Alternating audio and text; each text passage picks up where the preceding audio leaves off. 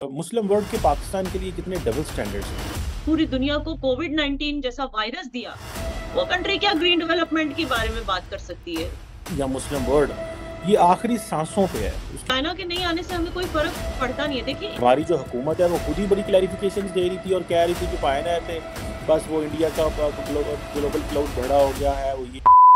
नमस्कार दोस्तों, तो आपको पता ही है G20 की जो कुछ मीटिंग है जम्मू कश्मीर में होने वाली है। जो इस्लामिक वर्ल्ड का OIC है उसने पाकिस्तान को एक बार फिर से धोखा दे दिया है। उनका दोगलापन सामने आया है और यह खत्म ही होने वाला है, अपने आखिरी दौर में है। आपको मैं बता दूं, G20 की जो मीटिंग होने वाली है उसमें चीन ने अपना नाम पीछे ले लिया है। हमें चीन से कोई फर्क नहीं पड़ता, वो पीछे जाता है। आपको पता है चीन में कम्युनिस्ट रूल है, वहाँ पर कोई डेमोक्रेसी नहीं है, वहाँ मुसलमानों का क्या हाल है वो सबको पता है। पर पाकिस्तान को OIC ने धोखा दे दिया है। आपको पाकिस्तानियों का रिएक्शन दिखाते हैं, क्या बोला है इस पर। मुस्लिम वर्ल्ड के पाकिस्तान के लिए कितने डबल स्टैंडर्ड्स हैं कि भारत के अंदर जो इंडियन ऑक्युपाइड कश्मीर के अंदर जो आइंदा हफ्ते अभी जो G20 का इजलास हो रहा है, मीटिंग हो रही है टूरिज्म के हवाले से, वर्किंग ग्रुप है, बेसिकली वर्किंग ग्रुप का इजलास हो रहा है जिसमें ये जो 22 से 24 मई के बीच में है, तो उसमें सारे जो ममालिक में से सुनने में ये आ रहा है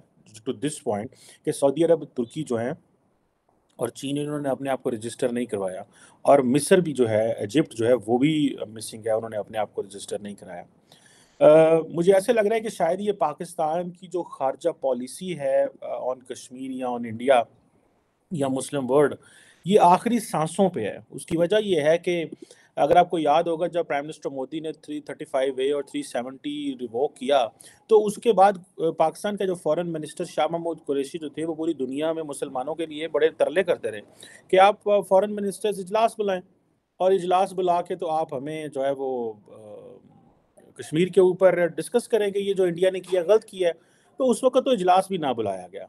और आज पाकिस्तान के कहने पे जारी बात है, वो खुद तो नहीं करेंगे, पाकिस्तान ने कहा होगा, इंडिविजुअली कांटेक्ट किया होगा इन मुल्कों को। चीन ने तो ओपनली कह दिया, सऊदी अरब, तुर्की और मिस्र जो है वो नहीं, उन्होंने अपने आप को रजिस्टर नहीं कराया, जो खबर आ रही है, और इन्होंने तस्दीक नहीं की अभी तक। और जाहिर बात है देयर आर चांसेस कि वो नहीं जा रहे। आपको पता है कि ये हमारे लिए, बाकी ममालिक तो जा रहे हैं, अमेरिका, चीन, बरतानिया, रूस, sorry Australia, Canada, Germany, France, ये सारे ममालिक जो हैं वो तो जा रहे हैं। लेकिन इसका अगर ये मैसेजिंग जाती है कि जी ये चाइना भी नहीं जा रहा और मुस्लिम ममालिक भी दो तीन नहीं जा रहे, तो इसकी सिंबॉलिक सिग्निफिकेंस तो है, सिंबलिज्म तो है। लेकिन लगता ये है कि ये लॉन्ग टर्म हमें इससे कोई मिलने वाला नहीं है। क्योंकि अगर मुस्लिम वर्ल्ड पाकिस्तान के साथ मुखलस होती और सिंसेयर होती, तो जब ये 370 और 35A को रिवोक किया था, तो तभी हमारे साथ खड़े हो जाते, तभी जो है वो इजलास बुलाते और कहते हैं कि हाँ जी, हम आपके साथ, ये जो है वो ये इंडिया ने गलत किया। लेकिन उस वक्त तो हम यहाँ पे पाकिस्तान में, हमारी जो हुकूमत है वो खुद ही बड़ी क्लैरिफिकेशंस दे रही थी और कह रही थी कि पायना थे बस वो इंडिया का ग्लोबल क्लाउड बड़ा हो गया है, वो ये हो गया, वो हो गया, और इस तरह की चीज़ें। तो अब ये चीज़ें जो हैं वो बड़ी मुश्किल होती जा रही हैं। अब इंडिया ने देखें डेलिब्रेटली जो टूरिज़्म ये की मीटिंग श्रीनगर में की है, क्योंकि वो श्रीनगर को कन्वर्ट करना चाहते हैं। वो कहना चाह रहे हैं ये तो जी टूरिज़्म सेक्टर है, और कल को अगर पाकिस्तान और भारत के मज़ीद मसला ख़राब होता है LOC के ऊपर, या चीज़ें ख़राब होती, तो वो कहेंगे जी ये देखें जी टूरिज़्म, इंडिया का टूरिज़्म हब जो है उस पे ये अटैक हुआ है। सो इसके ये this is a two edge sword for India. कल को अगर I am not interested and I don't want कि किसी किस्म की कोई वहाँ पे मिलिटेंसी हो, या किसी किस्म की वहाँ पे जो है वो कश्मीरी मुजाहिदीन उठें और इंडियन फ़ौजों पे हमला करें, बिकॉज़ इंडिया कश्मीरियों को अपनी जो स्ट्रगल है वो पॉलिटिकल रखनी चाहिए, डिप्लोमेटिक रखनी चाहिए, और अखलाकी मॉरल ग्राउंड जो होता है वो सबसे बड़ी ग्राउंड्स मेरे हिसाब से होती है। गन उठाना जो है ये इंतहाई गलत अमल है, इसको ना सपोर्ट किया जाना चाहिए।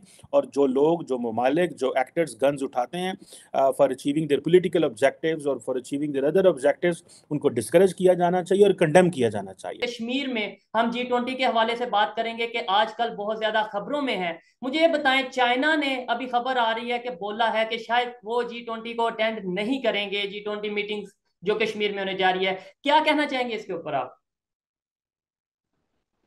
क्या कहूँ, मतलब चाइना के नहीं आने से हमें कोई फर्क पड़ता नहीं है। देखिए, इस बार जो G20 की समिट है, उसके कोर मुद्दे कौन से हैं? हाँ, कश्मीर में ज्यादातर तो टूरिज्म में ही फोकस होगा, लेकिन कोर मुद्दे कौन से हैं?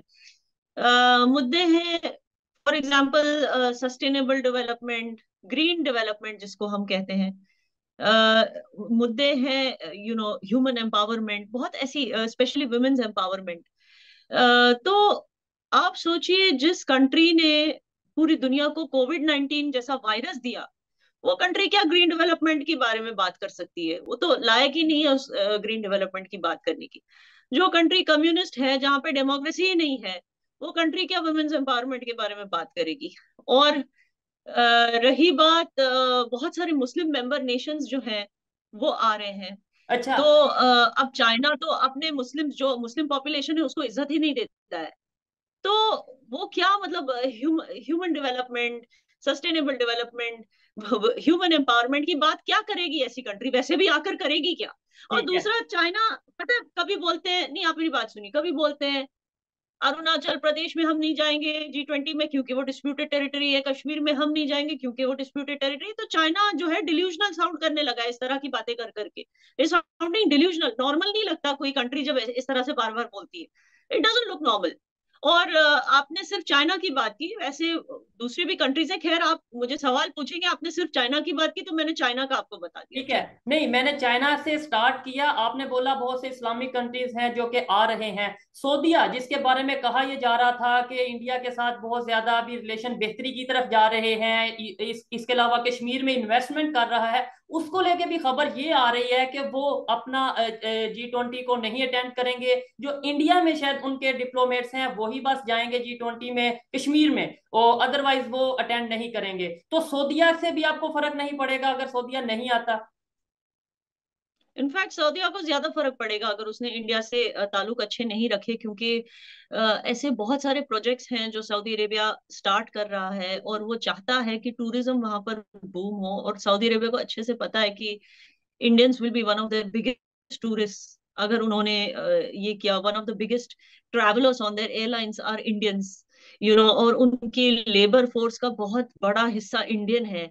तो इंडिया के साथ रिलेशंस अच्छे नहीं रख के सऊदी को फर्क पड़ सकता है, इंडिया को फर्क नहीं पड़ेगा। और दूसरी बात, देखिए,